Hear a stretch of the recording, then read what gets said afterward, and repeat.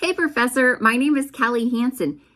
You just left the most thought-provoking message underneath my initial post. I would just like to start out by saying I don't know why you cannot see my face, as you say, my smiling face on the initial post. I have one suggestion. First, if you hover your mouse over the side of my Kaltura video, you may be given options to sort of manipulate your view. Second option is to email me back. I did email you about this. Email me back and I'll just post a YouTube video. It'll take me 5 minutes. Kaltura doesn't work with Macs. There's some messy lines of code in there. It actually just crashed my computer. And so it's Friday night. What else do I have to do other than completely reboot my system? It's a good time. Your next question. What would I do if I find a client that has an issue that doesn't align with the Bible or the DSM?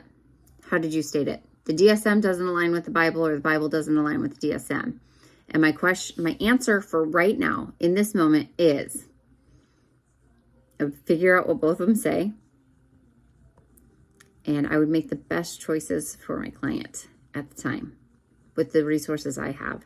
Because the books that we're talking about here, the DSM and the Bible, they're both very subjective.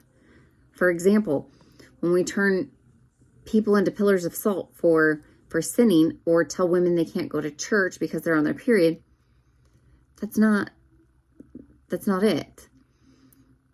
And then as far as the DSM, as you mentioned, there are things being added and subtracted every year nearly now that we're just not on board with, and they just changed. Do you remember when homosexuality was taken out? I got to sit in on the steering committee meetings for the APA for that, and they just were approaching it with such love and grace. How can we take out homosexuality, leave in gender dysphoria for purposes of obsession?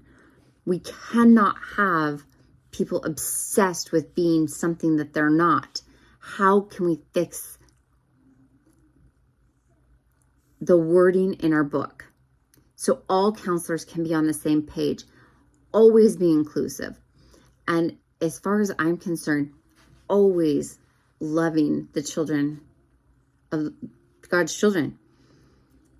So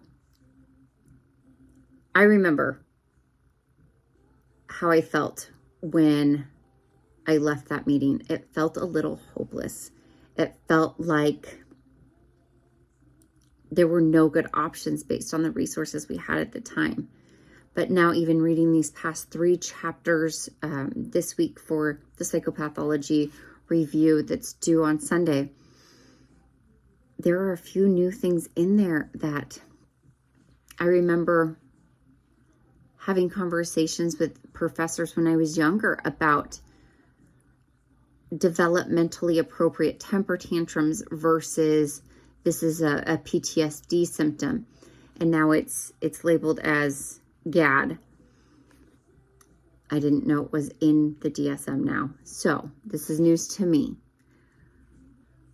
When they don't align, I'm going to have to consider the subjectivity of both books and the subjectivity of human nature.